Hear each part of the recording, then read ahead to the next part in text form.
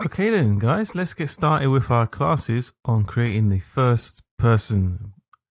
Now I've created a new file and I've created a new file from a blank template in Unreal.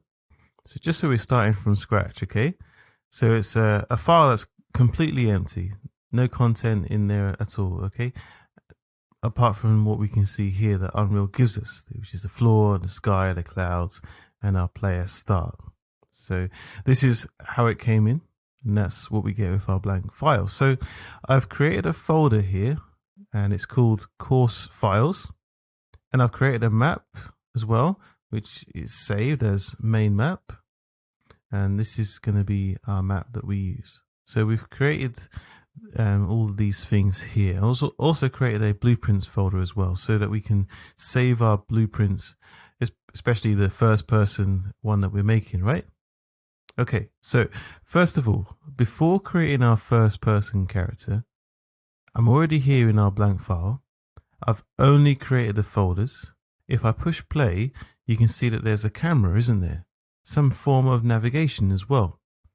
So it pops up at the position where the player starts. And I have the control as well. I can push W, S, and D on the keyboard, and I'm moving my mouse as well, so I can move about like that. Okay, so all those things are already set up.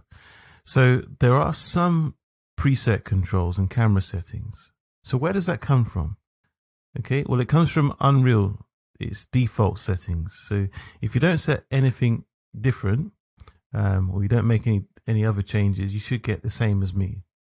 So what do we call these controls? Well, we can call them the game mode. If you come to world settings tabs, the world settings tab here, there's a game mode, and it says none. It means there's no game mode override. Okay, so there's nothing overriding the default settings. So our setup, although it's not enabled individually here, is as we just showed you. The first thing we'll do though is to create our own game mode, just so that we can create our game as we need it to be. So I'll go to the blueprints folder, and I'll create a blueprint class and a game mode base type blueprint, and I'll name it BP ArcViz game mode. Now I don't have to do anything on it just yet, so I'll just replace it here. So it's in our, there we go, see it's in our list already. And when you select this, the renaming settings will be available now. Okay, so we can change those things later on. But for the control for the player, we'll create a player control blueprint and call that BP ArcViz player controller.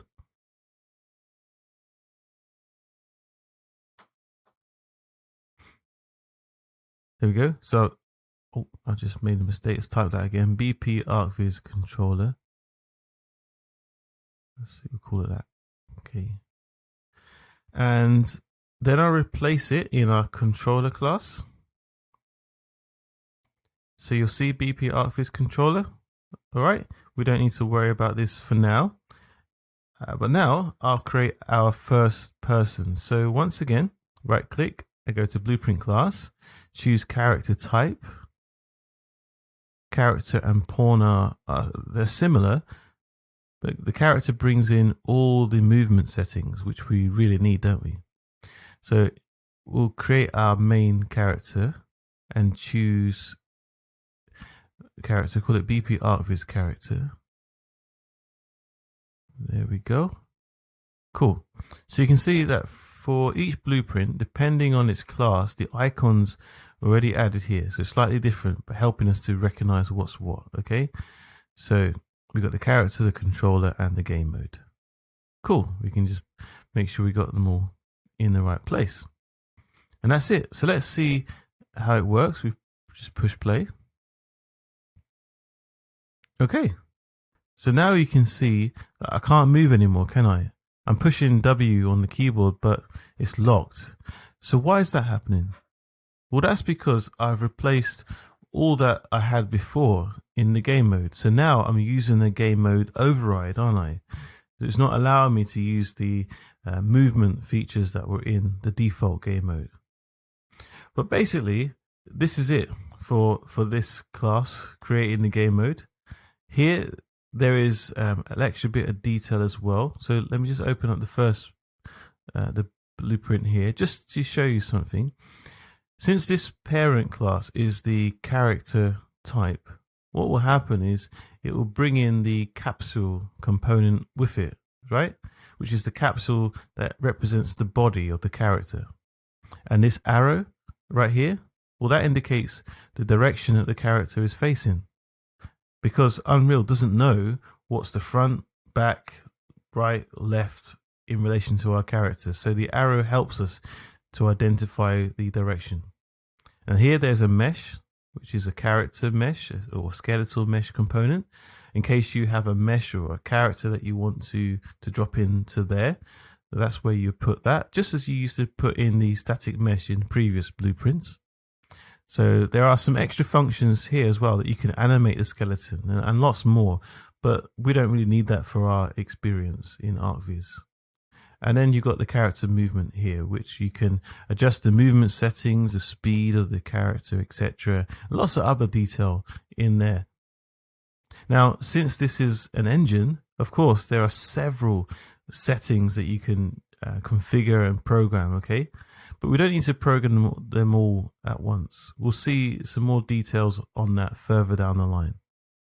So that's all. In this class, we've basically focused our attention on showing you how to create the game mode and change just this detail here. But since we're talking about it and we're at the main map, if I create a new level, let me just show you something here. So I've created a new level and let's just save it. Okay, so we're in our new level that we created. It's a blank one. There's nothing here, okay, which is fine. But let's go over here to the game mode. You can see the game mode is reset, hasn't it? So we have to set it up by levels. So in case you might have a scene in your project that has multiple levels, not just the one that it loads at the beginning. So you might have the one that loads at the beginning, but you might have other levels attached to it that you can navigate between. So if that is the way you set up, maybe like you walk through a door and as you go through the door, it opens another level. Well, you just need to pay attention to how your game mode is set up, okay? Making sure that it's using the same setup as all the other levels. So just as I've done it here, okay? So you just need to make sure that that's the same across all the levels in your particular project. So it's using the same control and the same character. Okay, let me just delete that now. I don't need that anymore. So that was just to show you something to just be aware of, okay? So let's continue creating our character in the next class, okay? See you there.